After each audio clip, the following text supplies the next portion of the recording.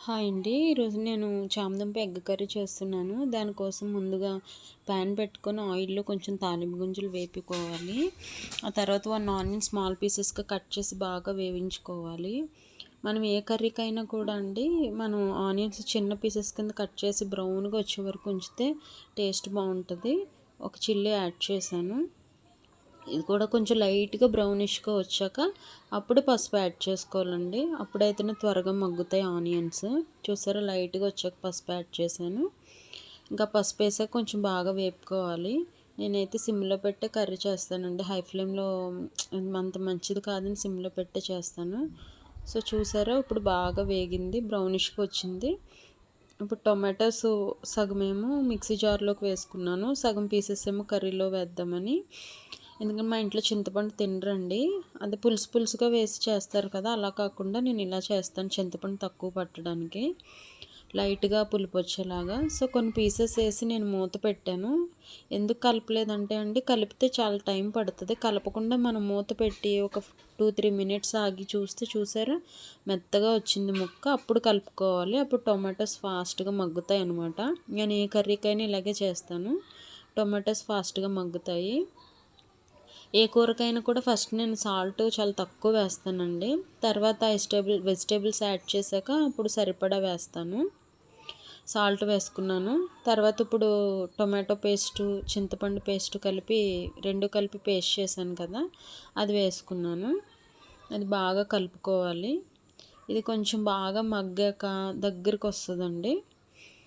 బాగా ఉడికాక అప్పుడు కొంచెం ధనియాల పౌడరు, జీరా పౌడరు యాడ్ చేసుకోవాలండి.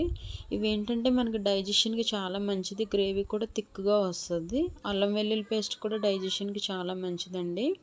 సో నేను 3 కంపల్సరీ యూస్ చేస్తాను. సో చిల్లీ పౌడర్ కూడా వేసాను, కొంచెం వేసి 3 మొత్తం కలుపుకున్నాను.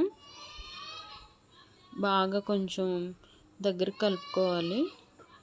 మనకి గ్రేవీ ఎక్కువగా రావాలంటే ఏ కర్రీకైనా ఇవి యూస్ చేస్తే చాలా బాగా వస్తుందండి. అల్లం వెల్లుల్లి పేస్ట్ కూడా కొంచెం యాడ్ చేసుకున్నాను. అది కూడా కొంచెం బాగా మగ్గనిచ్చి ఆయిల్ సపరేట్ అవుతున్నట్టు మనకు అనిపిస్తుంది. అప్పుడు కొంచెం నేను ఇంతకుముందు పేస్ట్ చేశాను కదండి టొమాటోస్, ఆ జార్లోనే కొంచెం వాటర్ పోసుకొని వాటర్ యాడ్ చేశాను.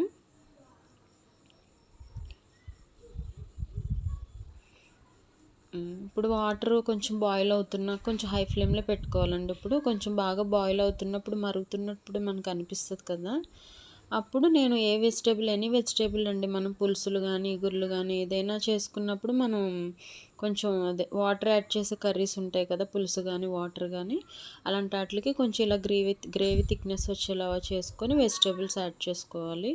ఇప్పుడు చామదుంపలు వేసానండి. నేనైతే 4 విజిల్స్ వేసి కుక్కర్లో ఉడికిచ్చాను. అవి చిన్న స్మాల్ పీసెస్ కింద కట్ చేశాను. ఇప్పుడు ఉప్పు సరిపడా వేసానండి కర్రీకి.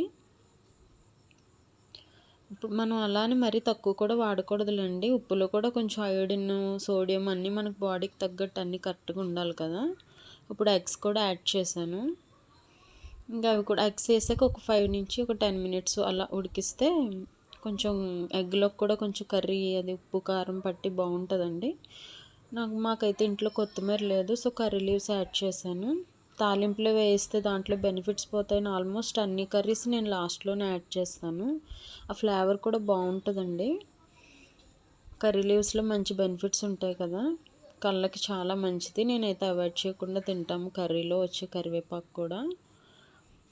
చూసారా కర్రీ ఎంత థిక్గా ఉందో.